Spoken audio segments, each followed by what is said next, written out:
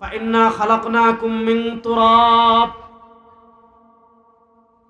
আমাদের বাংলাদেশে অনেকে নাম রাখে তুরাব মিয়া, তুরাব মানে মাটি। আবার অনেকে নাম রাখে জামাল মিয়া, জামাল মানে উট। এটা হলো জামাল আর এটা হলো জামাল। অনেকে আছে নাম রাখে তুরাব মিয়া, অনেকে নাম রাখে আবুল মিয়া। বাউল অর্থ পেশাব করা, আবুল মানে আমি পেশাব করি। ঠিক আছে না হুজুর? বাউল মানে কি? পেশাব করা। আবুল হলে আমি কি করি? পেশাব করি। কারণ আমাদের দেশে আবুল মিয়া নাম আছে না নাই? নাম রাখে আবুল মিয়া। তাহলে নাম রাখার আগে দেখেন, অনেকে নাম রাখে এখন মেয়ের নাম ফানা, তানিয়া। তানিয়া মানে ধ্বংস, ফানা মানে ধ্বংস। এজন্য আপনি নাম এখন তো এমন নাম রাখে যে নামের কোনো অর্থ নাই। হিন্দু, পলাশ, রুদ্র। হ্যাঁ, পলাশ, রতন তো হিন্দুদের নাম। পলাশ, রুদ্র, রতন, বিউটি। মুসলমানদের নাম হবে অর্থবোধক। মুসলমানদের নাম হবে কি? অর্থবোধক। আমাদের কাছে অনেকে ফোন দেয়, হুজুর এমন একটা আনকমন নাম দেন যে কেউ জীবনে নাম শুনে নাই। আমি বললাম, তা একজন দুষ্টামি করে বললাম, তাহলে নাম রাখতে পারেন ছাগল, কারণ পৃথিবীতে কোনো মানুষের নাম জীবনে ছাগল ছিল না। ছিল কখনো? ছিল না। এই জন্য নাম রাখবেন আব্দুর রহমান, আব্দুল্লাহ, আব্দুর রহিম, আব্দুল সামাদ, আব্দুল করিম, রিদাউল করিম। অর্থবোধক নাম রাখবেন, রাশিদ, খালিদ, মাজিদ। কারণ অর্থবোধক নাম দিয়ে আল্লাহ কিয়ামতের দিন ডাকবেন। রাসূলুল্লাহ সাল্লাল্লাহু আলাইহি ওয়াসাল্লাম অনেক সাহাবীর নাম পরিবর্তন করেছেন। হযরত সাহল ইবনে সাদ আস-সাঈদী, ওনার কি জানি নাম ছিল, আমি ভুলে গেছি। খালি অসুস্থ হইতেন, নাম রাসূলুল্লাহ সাল্লাল্লাহু আলাইহি ওয়াসাল্লাম পরিবর্তন করে রাখছেন সাহাল। এজন্য বড় হইলে আর নাম পরিবর্তন করলেও আকিকা লাগবে না, দিতে পারবেন। এজন্য কারা যদি নাম অর্থহীন, আমাদের দেশে ছোট ভাইয়া, ও ছোট মিয়া, তুমি কি ওয়াজ করবো? এলে আসো, আমার জায়গায় আসো, সমস্যা নেই, ওয়াজ করে যাও একটু। আমাদের দেশে আমরা দুইটা গুনাহ করি। একটা হলো মানুষের নাম বিকৃত করি। মানুষের নাম বিকৃত করা অনেক বড় কবিরা গুনাহ। বিসাল ইসমুল ফুসুক বাদাল ঈমান ওয়ালা তানাবাজু বিল আলকাব। মন্দ নামে মানুষকে ডাকা যাবে না। আজকে আমরা রাজনৈতিক কারণে নাম বিকৃত করি। রাজনৈতিক কারণে মনে করেন আমি করি বিএনপি, হে করে আরেক দল, আমি করি আরেক দল, ও করে বিএনপি। এখন নির্বাচন আসলে যেহেতু আমার প্রতীক ধানের শীষ, আরেকজনের প্রতীক এটা, তখন দেখা যায় একজন আরেকজনকে নাম ট্রোল করি, নাম ব্যঙ্গ করি। এগুলো হারাম কবিরা গুনাহ, নিকৃষ্ট কবিরা গুনাহ। বিসাল ইসমুল ফুসুক বাদাল ঈমান। আর সে রাজনীতিক, ভিন্ন রাজনীতি করুক, সমস্যা নাই, সে তো মুসলিম। আপনি যে কালেমা লা ইলাহা ইল্লাল্লাহ পড়েন, সেও তো লা ইলাহা ইল্লাল্লাহ পড়ে। আপনি যে মুহাম্মদুর রাসূলুল্লাহ পড়েন, সে তো ওই মুহাম্মদুর রাসূলুল্লাহ পড়ে। আপনি যে তাওহীদে বিশ্বাসী, সেও ওই তাওহীদে বিশ্বাসী। আপনি যে রিসালাতে বিশ্বাসী, সেও ওই রিসালাতে বিশ্বাসী। সুতরাং শুধু কোনো রাজনৈতিক কারণে মুসলমান তো দূরের কথা, কিন্তু কোন বিধর্মীদের নাম বিকৃত করা ইসলামে কি নাই? জায়েজ নাই। বিধর্মীদের যে আপনার মূর্তি আছে, এগুলাকে নাম বিকৃত করে এগুলোকে গালিগালাজ করা জায়েজ নাই। কেন জায়েজ নাই? কারণ আপনি মূর্তিকে গালি দিবেন, সে আল্লাহকে গালি দিবে। আপনি তার দেবতাকে গালি দিবেন, সে রাসূলুল্লাহ সাল্লাল্লাহু আলাইহি ওয়াসাল্লামকে গালি দিবে। এজন্য নাম বিকৃত করা এটা মারাত্মক কবিরা গুনাহ। ফেসবুকে ট্রোল করে, মনে করেন একজনে আপনার পছন্দ হয় না, সে একটা পোস্ট দিছে, আপনি কি তার কমেন্টে ট্রোল করছেন না, তার নাম বিকৃত করছেন। একটা দল আপনার পছন্দ না, আমি করি ইসলামী আন্দোলন বাংলাদেশ, আপনি করেন না, আপনি করেন জামাত। আমি করি ইসলামী আন্দোলন বাংলাদেশ, আপনি করেন বিএনপি। এখন নির্বাচনে আপনার সাথে আমার পরিমাণ হয় নাই, আমার এক পথ, আপনার আরেক পথ। এখন আমি একটা পোস্ট দিছি, আপনি কমেন্ট করলেন, এসে ট্রোল করে, অথবা আপনি পোস্ট দিয়েছেন, আমি গিয়ে ট্রোল করলাম, যেই করবে কবিরা গুনাহ হবে। এটা এমন একটা গুনাহ যে গুনারে আমাদের যুবকরা এখন গুনাহই মনে করে না। এটা এমন একটা গুনাহ যে গুনাহকে আমরা কি মনে করি না? গুনাহ মনে করি। এজন্য ফেসবুকে ট্রোল করা, নাম বিকৃত করা, কাউকে খারাপ নামে ডাকা, এগুলো জায়েজ না হারাম? এরকম ছোট ছোট কবিরা গুনাহ আমাদের জাহান্নামে যাওয়ার কারণ হবে। আল্লাহ বলেন, ইন কুনতুম ফি রাইবিন মিনাল বাস, পুনরুত্থান নিয়ে যদি তোমাদের সামান্য সন্দেহ থাকে, শুনো, আল্লাহ বলেন ফাইন্না খালাকনাকুম মিন তুরাব। আরে ভাই, আল্লাহ কেমনে মাটির সাথে মিশে গেলে আল্লাহ কেমনে সৃষ্টি করবে, এটা নিয়ে তোমার ভয়? আরে ভাই, তোমরা কেউই তো দুনিয়াতে ছিল না। আল্লাহ বলেন তোমাদের 14 গোষ্ঠী কেউ দুনিয়াতে ছিল না, আমাদের 14 গোষ্ঠী কেউ দুনিয়াতে ছিল না, মানুষ নামে কিছুই দুনিয়াতে ছিল না। তাহলে মানুষ নামে কিছুই যে দুনিয়াতে ছিল না, মানুষদেরকে অনস্তিত্ব থেকে আল্লাহ যদি মাটি থেকে সৃষ্টি করতে পারেন, তাহলে আমার শরীর যদি আবার মাটির সাথে মিশে যায়, তাহলে আল্লাহ আবার আমাকে মাটি থেকে পুনরায় সৃষ্টি করতে পারবেন কি পারবেন না?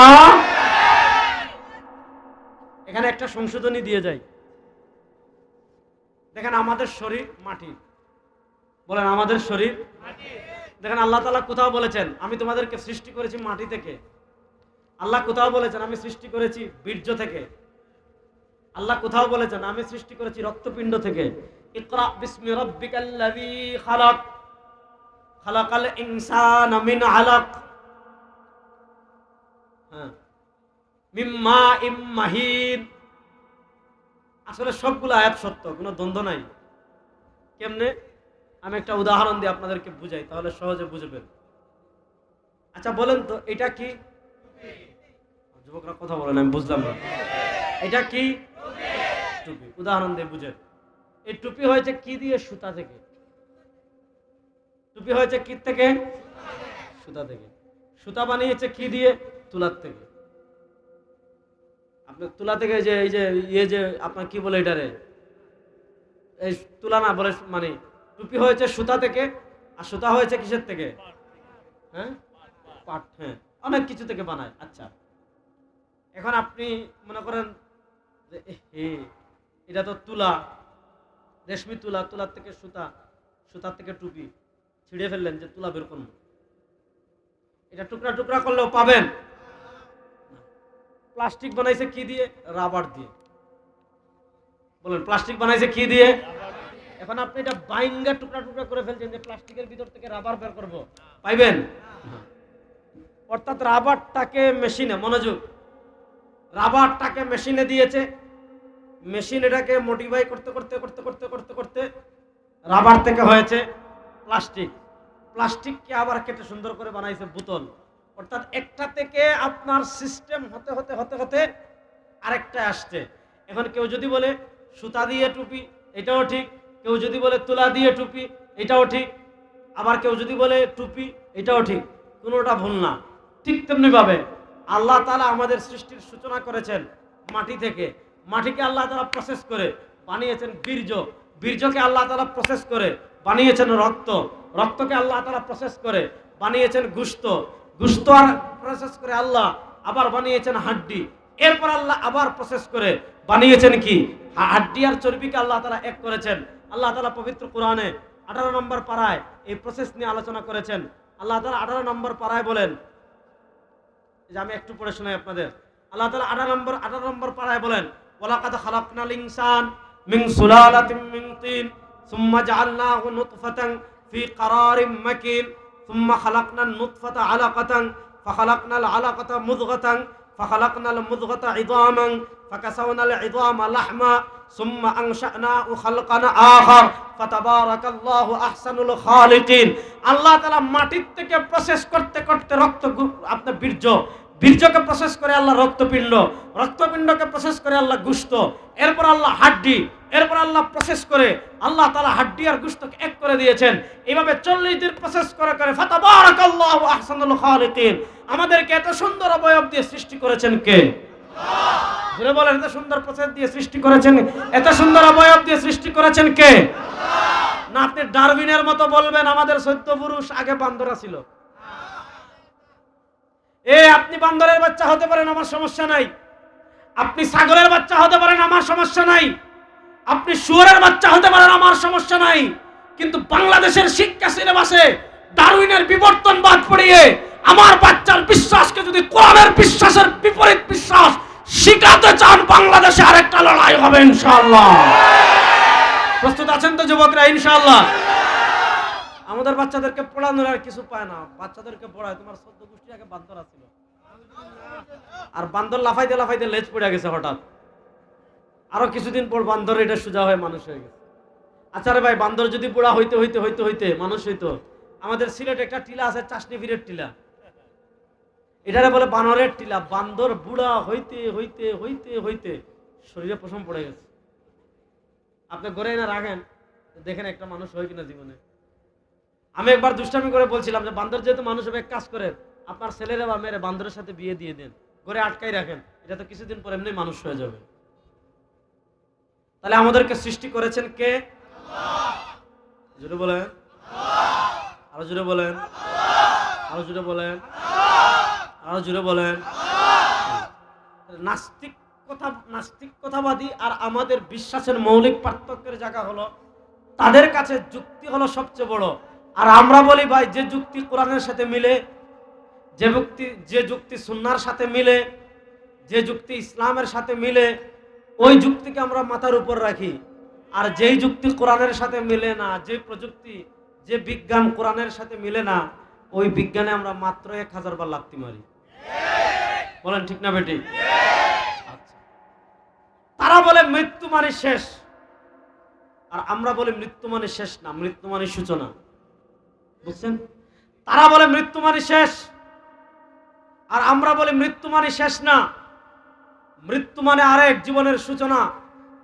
দুনিয়াতে না হয় আমরা ভণ্ডামি করি। দুনিয়াতে আমরা ভণ্ডামি কেমনে করি জানেন? দুনিয়াতে আমরা সবাইরে খুশি রাখতে চাই, এজন্য কিছু ইসলাম মানি, কিছু গণতন্ত্র মানি, কিছু ধর্মনিরপেক্ষতা মানি, কিছু আমেরিকাকেও খুশি করি, কিছু ভারতকেও খুশি করি। হুজুরদের ওয়াদে আয়েশা বলি আল্লাহর কোরআন নবীর আদর্শ আমাদের কাছে সব, হুজুররা খুশি, তাওহীদের জনতা খুশি। আবার পূজায় যখন যাই, গিয়ে বলে মা দুর্গা গজে চড়ে এবার এসেছেন, যার কারণে বাংলাদেশে ফসল ভালো হয়েছে, ভারত খুশি। আবার যখন আপনার ডিসেম্বরের 25 তারিখ আছে, ক্রিসমাস ডে, শুভ বড় দিন, খ্রিস্টানদেরকে অভিনন্দন জানাই, খ্রিস্টানরাও খুশি। ওই মুসলমান, পৃথিবীর কোনো হিন্দু খিচুড়ি হয় না, লাবড়া বুঝেননি? লাবড়া আমাদের সিটি ভাষায় লাবড়া কয়, অর্থাৎ যেখানে লাউ দে, আলু দে, লাবড়া বলেন না? কোন হিন্দু লাবড়া হয় না, হে বলে আমি হিন্দু, কিসের লাবড়া? কোন ইহুদি লাবড়া হয় না। আপনি ভারতের হিন্দুদেরকে তো দেখেন, তারা বলবে হিন্দু, এর বাইরে কিছু নাই। আপনি ইসরায়েলের ইহুদিদেরকে জিজ্ঞেস করেন, বলবে ইসরায়েলের ইহুদি, এর বাইরে কিছু নাই। আপনি ইউরোপের খ্রিস্টানদেরকে জিজ্ঞেস করেন, তারা বলবে খ্রিস্টানের বাইরে কিছু নাই। আপনি মায়ানমার আর শ্রীলঙ্কার বৌদ্ধদেরকে জিজ্ঞেস করেন, তারা বলবে বৌদ্ধের বাইরে কিছু নাই। আর কপাল পোড়া মুসলমান 3 ভাগের 1 ভাগ হয় মুসলিম, 2 ভাগ হয় সেকুলার, 1 ভাগ হয় হিন্দু, আর কিছু হয় বৌদ্ধ, সে হয়ে যায় লাবড়া। সবাইরে খুশি রাখতে চায়। দুনিয়াতে আপনি সামান্য স্বার্থের জন্য সেকুলার সাজেন, সামান্য স্বার্থের জন্য ভারতের দালালি করেন, সামান্য স্বার্থের জন্য হিন্দু আধিপত্যবাদের দালালি করেন, সামান্য স্বার্থের জন্য আমেরিকার দালালি করেন, হাসরের মাঠে কোনো লাবড়া চলবে না। খবরে চলবে? দেখেন ভারতের হিন্দুদেরকে বলবেন ভাই তুমি কে, বলবে আমি হিন্দু, ডাইরেক্ট, এর বাইরে কোনো পরিচয় নাই। আপনি ইসরায়েলের ইহুদিদেরকে জিজ্ঞেস করবেন তোমাদের সবচেয়ে বড় পরিচয় কি, ইহুদি। আপনি বৌদ্ধ মায়ানমার অথবা শ্রীলঙ্কার বৌদ্ধদেরকে জিজ্ঞেস করবেন তোমাদের সবচেয়ে বড় পরিচয় কি, বল বৌদ্ধ। আপনি স্পেনের, জার্মানের, তারপর ফ্রান্সের খ্রিস্টানদেরকে জিজ্ঞাসা করবেন তোমাদের সবচেয়ে বড় পরিচয় কি, বলবে আমি খ্রিস্টান। আর কপাল পড়া মুসলমান 2 পয়সা সামান্য ক্ষমতার জন্য যদি জিজ্ঞেস করে তোমার সবচেয়ে বড় পরিচয় কি, মুসলিম বলতে পারে না, বলে আমি সেকুলার মুসলিম। বলেন নাউজুবিল্লাহ। এই ধর্মের প্রশ্নে আমরা কি ধর্ম নিরপেক্ষ না আপোষহীন? যুবকরা বুঝে নাই। ধর্মের বিশ্বাস রাখবেন পৃথিবীতে সত্য ধর্ম একটা। বলেন পৃথিবীতে সত্য ধর্ম কয়টা? যুবকরা বলেন পৃথিবীতে সত্য ধর্ম কয়টা? সেটার নাম বলে না, বলেন এই পাশে চুপ একেবারে। পৃথিবীতে সত্য ধর্ম কয়টা? যারা বলেন পৃথিবীতে সত্য ধর্ম কয়টা? সেটার নাম বলেন না, সেটার নাম বলেন না, সেটার নাম ইসলাম ছাড়া পৃথিবীতে বর্তমানে আর কোন সত্য ধর্ম নাই। আল্লাহ বলেছেন ওয়ামান ইয়াবতাগি গায়রাল ইসলামি দীনান ফালান ইউকবালা মিনহু। আমার নবী ওমর ইবনুল খাত্তাবকে যখন তাওরাত নিয়ে এসেছিলেন, আমার নবী ওমর ইবনুল খাত্তাবকে উদ্দেশ্য করে বলেছিলেন ইয়া ওমর লাউ কানা মূসা হাইয়ান মা ওয়াসিআ ইল্লা ইত্তিবাই, ইসলাম আসার পর, কোরআন আসার পর, দিন আসার পর, শরিয়া আসার পর ইহুদিবাদ মুক্তি দিতে পারে না, হিন্দুত্ববাদ মুক্তি দিতে পারে না, খ্রিস্টবাদ মুক্তি দিতে পারে না, সেকুলারিজম মুক্তি দিতে পারে না, ডেমোক্রেসি মুক্তি দিতে পারে না। ইসলাম আসার পর পরকালে যদি মুক্তি লাভ করতে চান, রব্বে কাবার কসম করে বলি, ইসলাম আসার পর একমাত্র মুক্তির গ্যারান্টি ইসলাম। ইসলামের বাইরে 1 ইঞ্চি যাবেন, মুক্তির কোনো গ্যারান্টি না।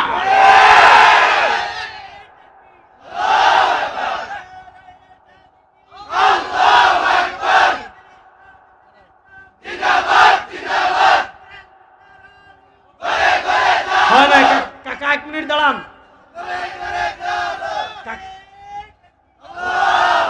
কাকা 1 মিনিট দাঁড়ান, বসেন বসেন, সমস্যা নেই।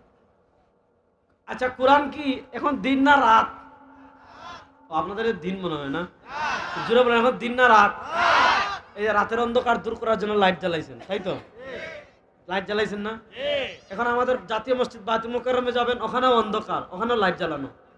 আমাদের মহান জাতীয় সংসদে যান, ওখানেও দেখবেন রাতে অন্ধকার, লাইট জ্বালানো। আমাদের তারেক রহমান সাহেবের বাসাতে যান, ওখানেও অন্ধকার, লাইট জ্বালানো। সরমুনাইতে যান, ওখানেও অন্ধকার, লাইট জ্বালানো। জামে ইউনুসিয়ায় যান, ওখানেও অন্ধকার, লাইট জ্বালানো। বেলতলি সুলেমান ল্যাংটার মাজারে যান, ওখানে অন্ধকার, কি জ্বালানো? লাইট জ্বালানো। রাতের অন্ধকার যখন পুরো দেশকে ঘিরে ফেলে, আপনারা কি বলেন, লাইট জ্বালানোর প্রয়োজন আছে না নাই? ঠিক তেমনি ভাবে ইসলামের বাইরে যা কিছু আছে সব অন্ধকার। এখন এই দুনিয়ার অন্ধকার লাইট জ্বালাই দূর করতে পারবেন? হ্যাঁ, দুনিয়ার অন্ধকার তো লাইট জ্বালাইলে দূর হয়ে যায়। শয়তানের অন্ধকার সেকুলারিজম, শয়তানের অন্ধকার ডেমোক্রেসি, শয়তানের অন্ধকার গায়রুল্লাহ, শয়তানের অন্ধকার তাগুত। এবার সব জায়গা থেকে অন্ধকার দূর করার জন্য বাতি কি? আল্লাহ বলেন, আমি তোমাদেরকে দিয়েছি কোরআন, ফিহি হুদাম ওয়া নূর। এই কোরআনের বাতি যেখানেই জ্বালাবেন, শয়তানের সব অন্ধকার দূর হয়ে যাবে। এখন আপনি দুনিয়ার লাইট কি খালি ঘরে জ্বালান না বাইরেও জ্বালান? তাহলে আপনি যে স্লোগান দেন কোরআন সুন্নাহর আলো ঘরে ঘরে জ্বালো, সারা জীবন কি খালি ঘরেই জ্বালবেন? না, কোরআন সুন্নাহর আলো ঘরে বাইরে জ্বালো। ঠিক আছে তো? কোরআন সুন্নাহর আলো কাকা, এবার দাঁড়ান, দেন বিসমিল্লাহ, এবার দেন, স্লোগান দেন।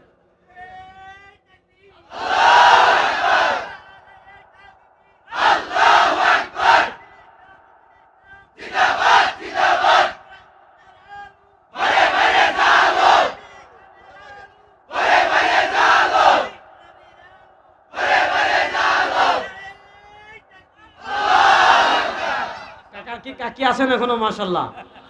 আজকে কাকি যদি দেখতো যে কাকা এত জোরে স্লোগান দিচ্ছেন, পুরো খুশি হয়ে যেত। আল্লাহ নেক হায়াত দান করুন, আল্লাহ সুস্থতার সাথে নেক হায়াত দান করুন। ওনারা ইনশাআল্লাহ আগামীতে ইমাম, এই যুবকরা ইমাম মাহাদির কাফেলার সৈনিক হবে ইনশাআল্লাহ। পুরো বাংলাদেশে ইসলামের পতাকা এরাই উড়াবে ইনশাআল্লাহ। বলেন না, মুষ্টিবদ্ধ করে বলেন ইনশাআল্লাহ। আরে ভাই, ফিলিস্তিনের ছোট্ট ছোট্ট শিশুরা যদি ইসরায়েলের সামনে বুক টান করে দাঁড়াতে পারে, ইরানের ছোট্ট শিশুরা যদি আমেরিকার সামনে বুক টান করে দাঁড়াতে পারে, বাংলাদেশের তারুণ্য ভারতের আধিপত্যবাদ মোকাবেলার জন্য প্রস্তুত আছেন? দিল্লির আধিপত্যবাদ মোকাবেলার জন্য প্রস্তুত আছেন? বাংলাদেশের স্বাধীনতা, সার্বভৌমত্ব এবং এই 56,000 বর্গ মাইলের প্রতিটা ইঞ্চিতে আল্লাহর নিজাম প্রতিষ্ঠার জন্য বুক টান করে দাঁড়ানোর জন্য তৈরি আছেন না নাই?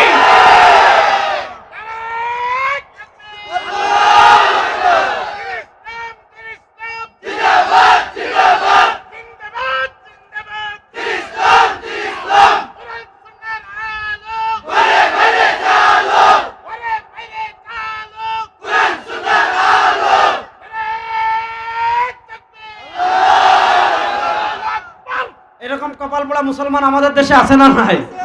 আরে ভাই শুনেন, তারা বলে আমরা ইহুদি, এরা বলে খ্রিস্টান, এরা বলে হিন্দু, আর সে বলে কি সেকুলার। এই আমরা কি সেকুলার না খাঁটি মুসলিম? যুবকরা বলেন সেকুলার মেকুলার এগুলো আমরা মানি? বলেন সেকুলার মেকুলার এগুলো বাংলাদেশে আর চলবে? আমাদের সবচেয়ে বড় পরিচয় মুসলিমের বাইরে। ভাই, আপনার রাজনৈতিক দল তো ভিন্ন হবে, কেউ বিএনপি করবেন, কেউ জামাত করবে, আমি ইসলামী আন্দোলন করি, কেউ এটা করে, এটা করে, এটা সৌন্দর্য। কিন্তু বিএনপির চেয়ে বড় পরিচয়, জামাতের চেয়ে বড় পরিচয়, ইসলামী আন্দোলনের চেয়ে বড় পরিচয়, এনসিপির চেয়ে বড় পরিচয়, জমিয়তের চেয়ে বড় পরিচয়, খেলাফতের চেয়ে বড় পরিচয় মুসলিম। সবচেয়ে বড় পরিচয়। আচ্ছা, আপনি দুনিয়াতে তো টকশোতে বসে বলেন সেকুলার, কবরে যখন প্রশ্ন করবে ওমা দিনু আসেনি? আমাদের ব্রাহ্মণবাড়িয়ার মানুষেরা তো এই প্রশ্ন করবে নাকি? আমার সিলেটের মানুষের নিশ্চিত করবে, কোনো সমস্যা নাই, কোনো সন্দেহ নাই। আপনাদের ব্রাহ্মণবাড়িয়ার মানুষদেরকে করবে তো? খবরে যখন জিজ্ঞেস করবে ওমা দিন হযরত নেতাজি, খালি ফিরিস্তারে কইেন ফিরুস্তা আনা সেকুলার। এখানে বললেন না যে দ্বীন আল ইসলাম, কারণ দুনিয়াতে তো ইসলাম নিতে পারেন না, দুনিয়াতে মুসলিম নাম নিতে শরম করে, দুনিয়াতে মুসলিম পরিচয় দিতে লজ্জা লাগে, এজন্য বলেন আমি সেকুলার। খালি কবরে যখন বলবে ওমা দিন, তোমার দিন কি, খালি বইলেন ওমা ও ফিরিস্তা আমি তো সেকুলার, মায়ের যেটা মাটিতে পড়বে এটা তুলে দিবে। এজন্য সবচেয়ে বড় পরিচয় আমরা, এজন্য আমাদের ইসলাম আমরা বিশ্বাস করি, মনোযোগ, আমরা বিশ্বাস করি মৃত্যুর পরে আরেকটা জীবন আছে না নাই? সেখানে পথ দুইটা, মনোযোগ, সেখানে পথ দুইটা, জান্নাত না হয় জাহান্নাম। মনোযোগ, সেখানে পথ দুইটা, জান্নাত না হয় জাহান্নাম। আমরা কি কেউ জাহান্নামে যেতে চাই? কেউ চাই না, কারণ জাহান্নামের আযাব সহ্য করার মতো ক্যাপাসিটি পৃথিবীর কারণে, জাহান্নামের আযাব সহ্য করার মতো ক্যাপাসিটি পৃথিবীর কারণ। আমরা জান্নাতে যেতে চাই কি চাই না? দেখি তো আমরা কারা কারা জান্নাতে যেতে চাই। আমরা জান্নাতে যেতে চাই কি চাই না? আল্লাহ আমরা যেমন এখানে বসেছি আমাদের সবাইকে একসাথে জান্নাতে যাওয়ার তৌফিক দিয়ে। তাহলে জান্নাতে যেতে হলে সবার আগে যে জিনিস লাগবে, মনোযোগ, জান্নাতে যেতে হলে সবার আগে যে জিনিস লাগবে, আবার বলি, জান্নাতে যেতে হলে সবার আগে যে জিনিস লাগবে, আবার বলি, জান্নাতে যেতে হলে সবার আগে যে জিনিস লাগবে ওই জিনিসের নাম ঈমান। বলেন জান্নাতে যেতে হলে সবার আগে যে জিনিস লাগবে ওই জিনিসের নাম ঈমান। ঈমান ছাড়া জান্নাতে যাওয়ার কোনো পথ, বলেন ঈমান ছাড়া জান্নাতে যাওয়ার আর কোনো পথ। এজন্য আল্লাহ তাআলা দুনিয়াতে, মনোযোগ, আল্লাহ তাআলা দুনিয়াতে আমাদেরকে যত সম্পদ দিয়েছেন, আল্লাহর সম্পদ রাজির মধ্যে আল্লাহ তাআলা আমাদেরকে সবচেয়ে বড় যে সম্পদ দান করেছেন, আবার বলি, আল্লাহ তাআলার নিয়ামত রাজির মধ্যে আল্লাহ তাআলা আমাদেরকে সবচেয়ে বড় যে নিয়ামত দান করেছেন ওই নিয়ামতের নাম ঈমান। বলেন ওই নিয়ামতের নাম ঈমান। যুবকরা বারবার শুনতে চায় ওই নিয়ামতের নাম ঈমান। বলেন ওই নিয়ামতের নাম ঈমান। এবার এই ওয়াজটা এই পাশে রাখেন যে আল্লাহ তাআলা আমাদেরকে সবচেয়ে বড় যে নিয়ামত দিয়েছেন ওই নিয়ামতের নাম ঈমান।